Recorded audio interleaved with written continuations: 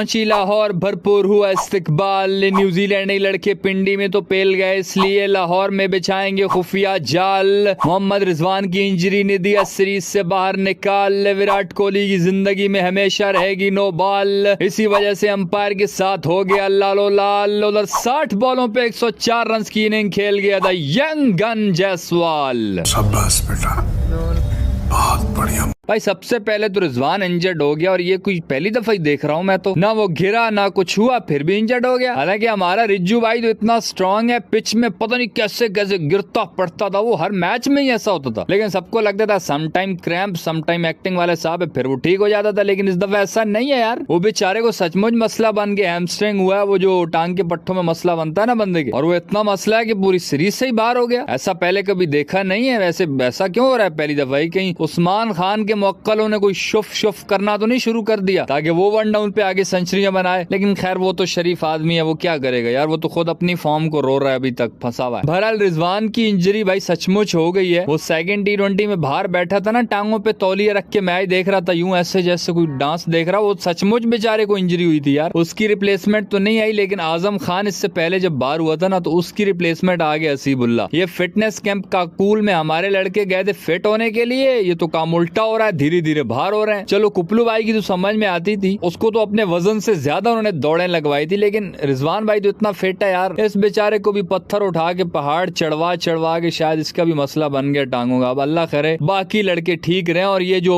Injured हुआ है रिजवान और आजम भी, ये वर्ल्ड कप तक के लिए फिट तो हो जाए। फिर यार हमारी टीम कल लाहौर पहुंच गई पिंडी से, क्योंकि पिंडी वालों से दिल भर गया। बस लोगों से तो दिल नहीं भरा, ग्राउंड से दिल भर गया। पिच बेवफा निकली यार, हमारी पिच हो के हमारे ही बॉलर्स को पिटने के लिए छोड़ गई। बस इसीलिए इन्होंने इस पिच को अलविदा बोल दिया, और अगले जो 2 T20 मैचेस हैं वो लाहौर में होंगे, क्योंकि पिंडी के ग्राउंड को वो बच्चे समझ गए थे न्यूजीलैंड वाले, इसलिए ग्राउंड ही चेंज कर दो। अब यहाँ हरा के दिखाओ हमें, है? हमने पूरा ग्राउंड ही बदल दिया, वहाँ पे आवाम ही नहीं होगी। लाहौरी तो फिर आपको पता है जाते जाते मजाक में छोटी सी गाली भी दे जाते हैं। उनकी प्यार मोहब्बत वाली ये जुगतें तो चलती रहेंगी, तो हो सकता है उससे ही लड़के कंफ्यूज हो जाएं और हार जाएं। तो इसलिए टेंशन नहीं लेनी, अनके शैन के लगा के, इसीलिए हमारे लड़के पहुंचे हैं, क्योंकि ट्रिक्स बहुत होती है हमारे पास, और इंशाल्लाह लाहौर के अगले 2 मैचेस जीत जाएंगे यार। बस आप लोगों ने दुआ करनी है वो चप्पू ना चल जाए। तो फिर इतना जोर से काय को चिल्ला रहा है? स्टाइल है बाबू भैया, राजू का स्टाइल।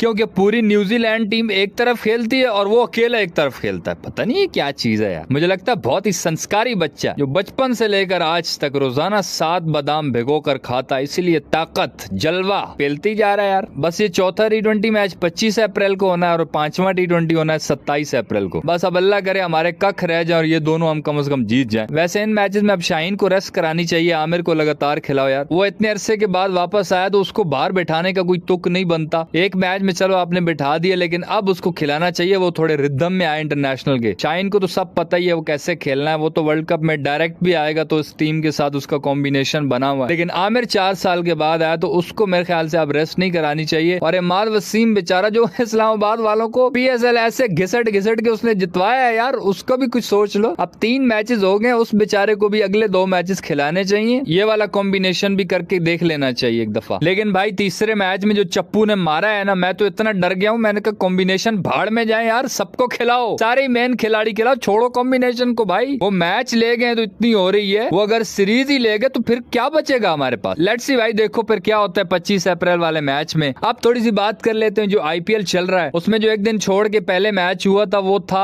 RCB और कोलकाता वाला। वो थोड़ा सा इंटरेस्टिंग हुआ था, क्योंकि मिचेल स्टार्क में फिर 25 करोड़ पे पानी फेरा था। आखिरी ओवर में कोई 20-21 रन चाहिए थे, और मिचेल स्टार्क बॉलिंग पे आए, ये ऑस्ट्रेलियन फास्टेस्ट बॉलर। आगे RCB का कोई बॉलर खड़ा था बैटिंग करने के लिए, और मिचेल स्टार्क पहली 3 बॉलों पर 3 छक्के उससे खा गया। शाहरुख खान को अपना पैसा जलता हुआ नजर आ रहा था, मतलब कमाल है यार। और फिर पता नहीं कैसा चमत्कार हुआ कि वो 3 रन RCB से बने नहीं, क्योंकि वो फिर पनौतीपन तो है ही बेचारों के साथ, क्योंकि उन्होंने टेबल के एंड वाली साइड पे रहने का एक अहद लिया हुआ है, तो उसको वो छोड़ नहीं सकते, इसलिए आखिर पे जाकर उन्होंने मैच दे दिया खुद ही। 3 बॉलों पे 3 रन नहीं बने। उसी में विराट कोहली की एक 9 बॉल फिर से कंट्रोवर्सी हुई, वो उसके वेस्ट लेवल के थोड़ी ऊपर नीचे थी, लेकिन अंपायर ने आउट दे दिया। उसने अपील की, थर्ड अंपायर के पास बात गई, थर्ड अंपायर ने भी आउट दे दिया। कोहली को तो गुस्सा आ गया, ऐसा कैसे हो सकता है भाई। कोहली के जहन में यही था 2022 वाले वर्ल्ड कप में पाकिस्तान के खिलाफ जब मैंने बोला था तो मेरी मान गए थे, तो यहाँ मुझे कैसे ठुकरा रहे हैं। यहाँ तो है भी आईपीएल, अपना इंडिया, थोड़ा सा इशारा करूंगा ना ये आवाम आगे इनको पेलेगी भी सही है। यहाँ पे थोड़ा ना अक्कड़ दिखाता हूँ, लेकिन वो अंपायर बहुत ढीठ निकले यार, कुछ सुना ही नहीं अच्छा खासा। कोहली तो गर्म हो गया था, लेकिन बाद में उनको ठंडा शंडा कर दिया कि खैर है यार गुजारा करो। कोहली बेचारे की भी गलती नहीं है, क्योंकि ये अपनी टीम में अकेला जान मार रहा होता है, बाकी सारे दूसरी तरफ रस्सा खींच रहे होते हैं, इसलिए ये भी बेचारा टेंशन में रहता है कि मैं पता नहीं क्या करूं। कभी कभी गुस्सा भी आ जाता है इसको। फिर यार रात वाला मैच हुआ राजस्थान रॉयल्स वर्सेस मुंबई के दरमियान। मुंबई वाले पहले बैटिंग पर आए, मुझे लगा रोहित शर्मा कुछ करेगा, उसने कुछ नहीं किया। तिलक वर्मा ने 45 पे 65 बनाए। एक इनका निहाल वधीरा, पता नहीं इसको कहां से पकड़ के लाए, 24 बॉलों पर 49 रन ये बना गया। और मोहम्मद नबी ने 17 बॉलों पे 23 बनाए। इन्होंने टारगेट दिया 180 रन का। और जब राजस्थानी लड़के चेस करने आए तो यशस्वी जायसवाल, जो पूरे टूर्नामेंट में नहीं चल रहा था लेकिन फिर भी उसको चांस दिए जा रहे थे, यंग भाई टैलेंट है उस लड़के के अंदर, वही टैलेंट कल उसने सारे का सारा निकाला है। 60 बॉलों पर 104 रन नॉट आउट बनाकर बंदे ने यूं